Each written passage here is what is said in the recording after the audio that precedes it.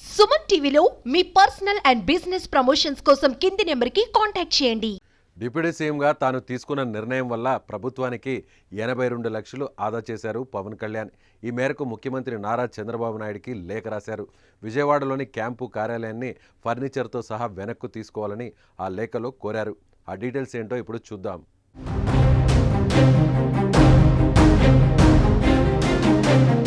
గుంటూరు జిల్లా మంగళగిరిలోని తన నివాసాన్ని క్యాంపు కార్యాలయంగా వినియోగించుకోవాలని పవన్ కళ్యాణ్ నిర్ణయించారు.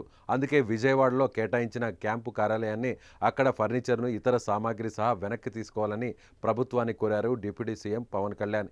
ఎంతో విశాలమైన క్యాంపు కార్యాలయాన్ని తనకు కేటాయించడంపై చంద్రబాబుకు పవన్ కళ్యాణ్ కృతజ్ఞతలు తెలిపారు. విజయవాడ క్యాంపు కార్యాలయాన్ని ప్రభుత్వానికి తిరిగి అప్పగిస్తున్నానని లేఖలో పేర్కొన్నారు.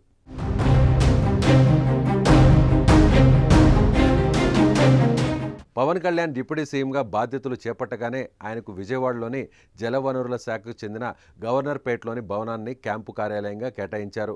అక్కడ డిప్యూటీ సీఎంగా బాధ్యతలు కూడా స్వీకరించారు. ఆ తర్వాత అక్కడికి పెద్దగా వెళ్లలేదని చెబుతున్నారు. అయితే ఇప్పుడు ఉన్నట్టుండి ఆ భవనాన్ని ప్రభుత్వానికి అప్పగించడం ఆసక్తికరంగా మారింది. ఈ భవనానికి వాస్తుపరమైన ఇబ్బందులు ఉన్నాయా అనే చర్చ జరుగుతోంది.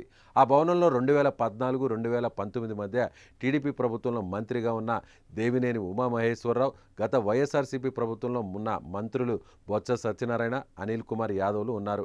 అయితే ఆ తర్వాత వీరు రాజకీయంగా ఇబ్బంది పడ్డారు. అందుకే ఈ భవనం కలిసి రాదనే సెంటిమెంట్ కూడా ఉందనే చర్చ నడుస్తోంది.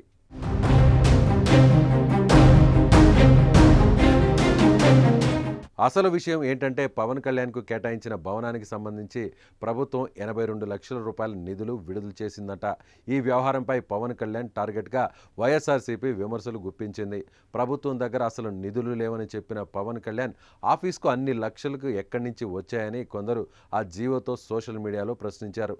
ప్రభుత్వానికి 82 లక్షలు కూడా మిగిల్చాలనే ఉద్దేశంతోనే పవన్ కళ్యాణ్ ఈ నిర్ణయం తీసుకున్నారనేది చర్చ జరుగుతోంది.